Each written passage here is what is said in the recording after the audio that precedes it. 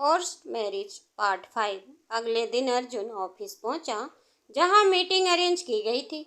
लकड़ी की खुशबू और ताजा पॉलिश किए गए फर्नीचर से भरा वो मीटिंग रूम शांत था, लेकिन हवा में एक अदृश्य तनाव तैर रहा था। दीवार पर लगी बड़ी घड़ी टिक टिक हर सेकंड को भारी बना रही थी। टेबल के एक सिरे पर अर्जुन रॉय बैठा था, dark blue three piece suit, हाथ में मोर बैलेंस पेन और चेहरे पर वो आधी मुस्कान जो अक्सर शिकार से पहले आती है। कबीर धीरे से दरवाजे पर दस्तक देता है।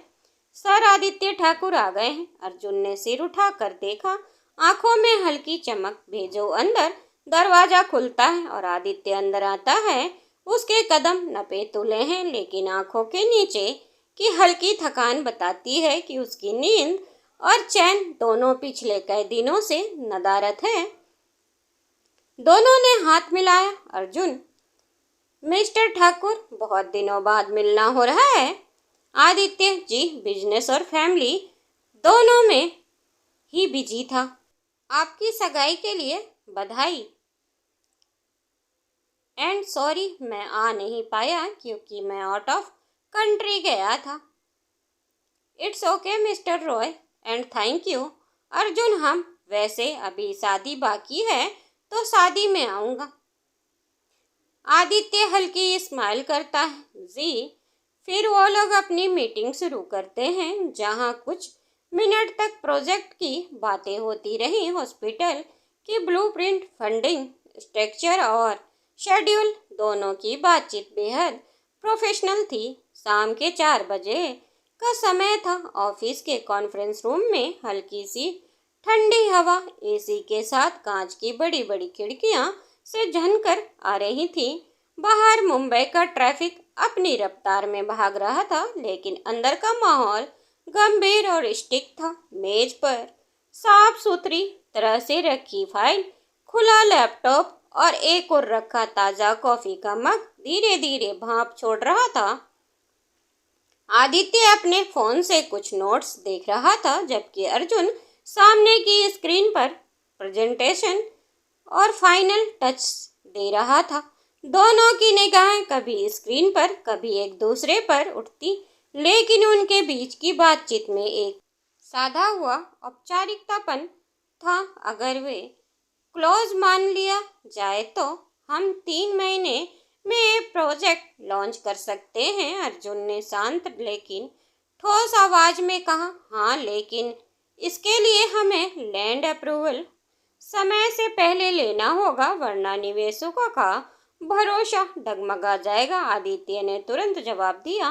दोनों ने बारीकी पॉइंट्स पर चर्चा की, हल्की फुल्की आपत्तियां उठाई और फिर हाथ मिलाकर डील को आगे बढ़ाने का इशारा दिया। मीटिंग खत्म होते ही आदित्य ने घड़ी पर नजर डाली। मुझे एक पर्सनल मीटिंग के लिए निकलना है।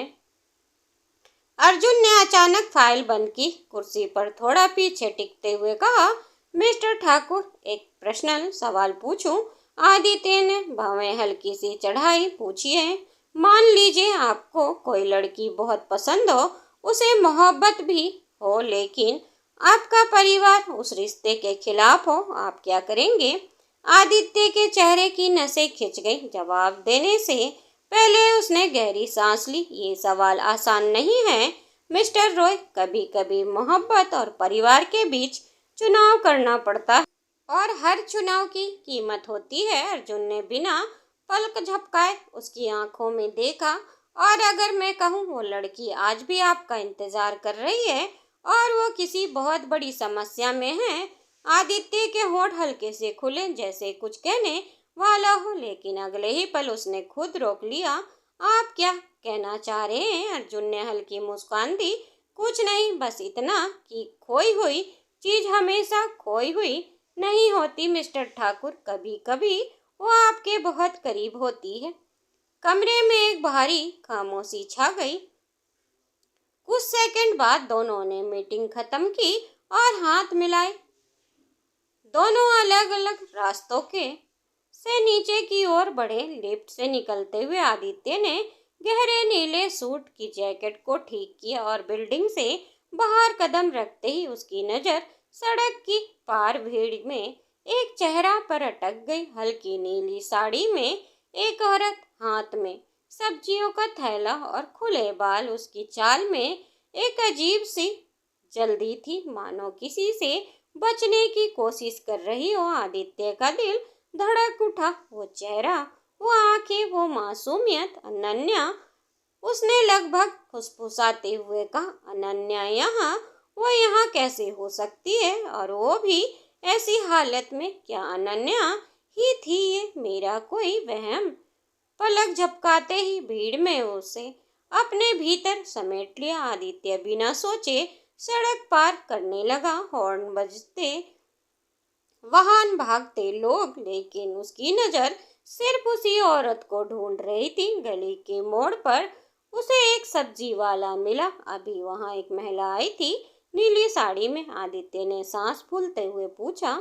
सब्जी वाले ने लापरवाही से कहा, हाँ साहब, अभी तो जल्दी जल्दी निकल गई, उधर वाली गली में मुड़ी थी। आदित्य ने तेजी से उस गली में मुड़ा, लेकिन कुछ ही कदम आगे जाकर उसे एहसास हुआ कि वो खो चुका है। आसपास सिर्फ बंद दरवाजे, कुछ बच्चे खेलते हुए और दूर किसी बर्तन धोने की आवाज थी। उधर उसी समय एक पुरानी इमारत की सीढ़ियों में पीछे खड़ी अनन्या ने धीरे से सांस छोड़ी। उसकी आंखों में डर था, माथे पर पसीना। उसने भीड़ में से आदित्य को साफ देखा था। वो उसे ढूंढ रहा था, लेकिन वो सामने आने की हिम्मत नहीं जुटा पाई। उसके दिल में एक ही ख्याल गूंज रहा था, नहीं, मेरी जिंदगी में जितना अंधेरा है उसमें उसे खींचना सही नहीं है। अब वैसे भी कुछ नहीं बचा आदित्य, अब मैं तुम्हारे लायक नहीं हूँ। अब तुम क्यों ढूंढ रहे हो? क्या तुम अभी भी मेरा इंतजार कर रहे हो? क्योंकि तुम्हारी आंखों में आज भी वही इंतजार देखा मैंने। पर ये इंतजार अब इंतजार ही रहेगा, क्योंकि अब मैं किसी की विधवा हूँ। अब तुम्हारी तरफ मेरा कोई रास्ता नहीं जाता। आदित्य, चले जाओ। वो ये सब वहीं छुप कर आदित्य को देखते हुए कहती है, फिर जल्दी जल्दी अपने घर की ओर चली गई। दरवाजा खोलते ही भीतर से सास की तीखी आवाज आई, कहाँ थी तू? हमें भूखा छोड़कर मटर गश्ती कर रही थी। अनन्या बिना जवाब दिए रसोई का रुख किया। तभी उसके देवर की आवाज पीछे से आई, भाभी बाहर से आई हो? पसीना आ रहा है, कपड़े बदल लो, मैं पानी ला देता हूँ। उसकी निगाहें साफ थी, उनमें वह गंदा इरादा जिसे अनन्या रोज महसूस करती थी। उसे बिना कुछ कहे अपने कमरे का दरवाजा अंदर से बंद कर लिया। कमरे में बैठते ही उसकी आंखें भर आई, तकिया में मुंह छुपा कर सिसक पड़ी। उसका मन अतीत में चला गया, उस दिन में जब उसकी शादी हुई थी। वो जल्दी जल्दी अपने घर की ओर चली गई। दरवाजा खोलते ही भीतर से सास की तीखी आवाज आई, कहाँ थी तू? हमें भूखा छोड़कर मटर गश्ती कर रही थी। अनन्या ने बिना जवाब दिए रसोई का रुख किया। तभी उसके देवर की आवाज पीछे से आई, भाभी बाहर से आई हो? पसीना आ रहा है, कपड़े बदल लो, पानी ला देता हूँ। उसकी निगाहें साफ थी और उनमें वह गंदा इरादा जिसे अनन्या रोज महसूस करती थी। उसे बिना कुछ कहे अपने कमरे की दरवाजा अंदर से बंद कर लिया।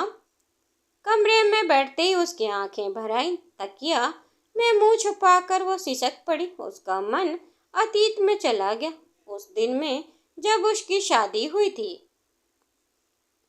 सर्दियों का मौसम था, दिसंबर की हल्की ठंड में वो शादी का माहौल गर्मजोशी से भरा था। चारों तरफ चमचमाती लाइट, मंडप में गूंजते मंत्र और ढोल नगाड़ों की आवाज। गुलाबी लहंगे में सजी अनन्या चेहरे पर शर्मीली मुस्कान और आंखों में हल्की घबराहट लिए बैठी थी। उसके चारों तरफ रिश्तेदार, सहेलियां और माँ पिता की चिंता निगाहें। पंडित, कन्या दाहिने हाथ आगे कीजिए। अनन्या ने धीरे से अपना हाथ आगे बढ़ाया। उसके मन में एक ही सोच थी, शायद शादी के बाद सब अच्छा होगा, शायद मुझे फिर से प्यार हो जाए, शायद ये रिश्ता प्यार से नहीं सही दोस्ती से शुरू होगा। रणवीर उसका होने वाला पति लंबा चौड़ा अच्छे कपड़े पहने मुस्कुराता हुआ बैठा था। पहली नजर में सभ्य और सुलझा हुआ लग रहा था। उसके माता पिता बड़े अपनापन दिखा रहे थे। बेटी, अब तुम हमारी लाडली हो, तुम्हारी हर खुशी का ख्याल रखेंगे, तुम अब इस घर की रानी हो। इन बातों ने अनन्या के दिल में हल्की उम्मीद जगा दी। कमरा फूलों से सजा था, लेकिन हवा में महक के बजाय तेज शराब की गंध तैर रही थी। दरवाजा खुला और रणवीर लड़खड़ाते कदमों से अंदर आया। उसके हाथ में विस्की का गिलास था और आंखों में नशे की लालिमा। रणवीर, तो आखिरकार मेरी दुल्हन आई गई। वो उसकी तरफ बढ़ा, लेकिन उसके शब्द लड़खड़ा रहे थे। अनन्या हल्के से मुस्कुराकर, थोड़ा आराम से कर लीजिए, थक गए होंगे। लेकिन रणवीर ने उसकी बात अनसुनी कर दी। उसने गिलास टेबल पर रखा और उसका हाथ कसकर पकड़ लिया। अनन्या घबराकर, प्लीज, मुझे डर लग रहा है। रणवीर हंसते हुए, डर, अब तुम मेरी बीवी हो, डर किस बात का। अनन्या, रणवीर, आपने ड्रिंक क्यों की, वो भी आज की रात। रणवीर, नो बेबी, ड्रिंक नहीं की, सेलिब्रेशन किया। अब दोस्तों ने एक शॉट बोला तो ले लिया, पीछे पड़ गए थे।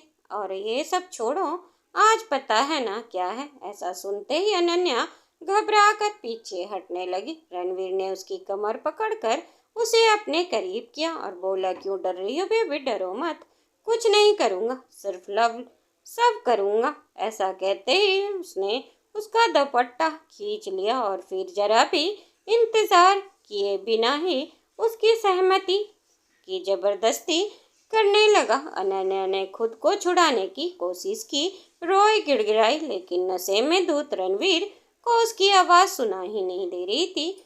उस रात की चीखें बंद दरवाजे और खिड़कियां के पीछे ही दबकर रह गई। असलियत सामने आने लगी। सास रसोई से आवाज लगाती, अरे बहू, ये घर का काम तेरा है, जल्दी कर, कोई महारानी नहीं है तू जिसे बेड टी और प्रिंसेस ट्रीटमेंट मिलेगा। चल शुरू हो जा। और ये क्या, 8 बजे उठ रही है? तेरे माँ बाप ने कुछ सिखाया नहीं क्या? ससुराल में कैसे चलना है?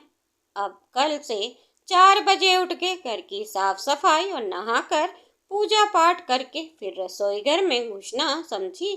चल अब पूरे घर का झाड़ू पोछा, बर्तन धोना, खाना बनाना, सब कुछ अनन्या के जिम्मे था। अगर वो जरा भी थक कर बैठ जाती, सास तुरंत बेटे को फोन लगाती, तेरी बीबी मेरी बात नहीं मानती, हमसे जुबान लड़ाती है। शाम को रणवीर घर लौटता, फिर से शराब के नशे में। सास के कान भरने के बाद वो बिना कुछ पूछे उस पर चिल्लाने लगता, कभी कभी मार भी देता। रणवीर, तुम्हें हमारी इज्जत की कदर नहीं है, तुम सोचती हो तुम बहुत बड़ी रानी हो। उसके शब्द का जहर और हाथों की चोट दोनों अनन्या की रूह पर गहरे निशान छोड़ते थे। धीरे धीरे अनन्या को समझ आया कि शादी सिर्फ दहेज के लिए हुई थी। शुरुआत में जो प्यार दुलार था वो बस एक मुखौटा था। रणवीर का बिजनेस पहले से डूब रहा था और उसके पिता ने इस शादी को अपनी आर्थिक मुसीबत से निकलने का रास्ता बना लिया था। रणवीर ने कहा था कि उसे बाहर बिजनेस मीटिंग के लिए जाना है। दोपहर को अनन्या बाजार से लौट रही थी, तभी उसने देखा रणवीर एक औरत के साथ होटल के बाहर खड़ा हंस रहा था। उसके कंधे पर हाथ रखे, दिल में आग और आंखों में पानी लिए वो घर लौटी। कुछ देर बाद रणवीर भी आया, आंखों में गुस्सा। रणवीर, क्या कर रही थी वहाँ? आवारागर्दी करती है, शर्म नहीं आती, जासूसी कर रही है। साली, तुझे तो मार दूंगा। बता क्या कर रही थी होटल के बाहर? किसके साथ मुंह काला कर रही थी? अनन्या ने चुपचाप नजर झुका ली, पर कुछ न बोली। रणवीर, वो उसकी चुप्पी पर बहुत गुस्सा आया। वो उसे बहुत मारता रहा, फिर वापस शराब पीने बाहर चला गया। अनन्या वहीं बैठी बुरी तरह रो रही थी। रणबीर शराब पीकर निकला, तेज रफ्तार में गाड़ी चला रहा था और एक ट्रक से सीधी टक्कर हो गई। मौत वहीं हो गई। अगले दिन पूरे मोहल्ले में एक ही बात गूंज रही थी, रणवीर की मौत के लिए उसकी बीवी जिम्मेदार है। सास ससुर का आरोप साफ था, तुमने उसे जानबूझकर बाहर भेजा ताकि उसकी जान चली जाए। अनन्या रोते हुए अपने मायके पहुंची, लेकिन माँ बाप ने साफ कह दिया, हम समाज में बदनामी नहीं झेल सकते। तू वापस जा और अपने सास ससुर की सेवा कर, यही तेरी जिम्मेदारी, यही हमारा धर्म है। अनन्या को लगा जैसे उसकी जिंदगी के सारे दरवाजे बंद हो गए हों। रणवीर के मारने के बाद तो जैसे उसके सास ससुर उस पर और भी अत्याचार करने लगे, और देवर तो बस बहाने ढूंढता उसे छूने के लिए। वो अब भी मजबूरी में उसी घर में रह रही थी, जहाँ न प्यार था न सम्मान, बस कटाक्ष, ताने और डर। उसका देवर जो पहले से उस पर गंदी नजर रखता था, अब खुलकर लाइन मारने लगा था। रात को उसके कमरे के बाहर चक्कर लगाना, बहाने से छूने की कोशिश करना और मुस्कुरा कर कहना, भाभी अब तो आप अकेली हैं, आपका कोई सहारा चाहिए होगा, मैं हूं ना, आप मुझसे शादी कर लो, घर की बात घर में रह जाएगी। जब मैं दर्द असहनीय हो जाता, वो आदित्य को याद करती, कैसे उसकी छोटी छोटी खुशियों का ख्याल रखता था, कैसे उसके लिए खुद से पहले सोचता था, कैसे उसने आखिरी मुलाकात में उसे कसकर गले लगाकर कहा था, मैं आखिरी सांस तक तुम्हारा इंतजार करूंगा। वो सोचती, शायद ये उसी की सजा है कि मैंने उस इंसान की कदर नहीं की जो सच में मेरा था। अनन्या आदि, मर रही हूँ यहाँ पर, तुम्हें मुझसे दूर ही रहना है। आशा करती हूँ कि तुम्हें एक अच्छी सी सुंदर लड़की मिले जो तुम्हें बहुत प्यार देगी। इतने सालों में अनन्या और आदित्य का प्यार उतना ही गहरा हो गया, क्योंकि प्यार दिल से होना चाहिए, ना कि शरीर से। यहाँ उनका रिश्ता बिल्कुल पवित्र था। तो देखते हैं समय का पहिया कहाँ को जाता है और कौन किसको किस्मत में मिलेगा। स्टोरी अच्छी लग रही हो, पसंद आ रही हो, तो अपना ढेर सारा प्यार दीजिएगा। Don't forget to like, share, comment and subscribe. तब तक के लिए बाय, जल्दी मिलूंगी एक नए पार्ट के साथ।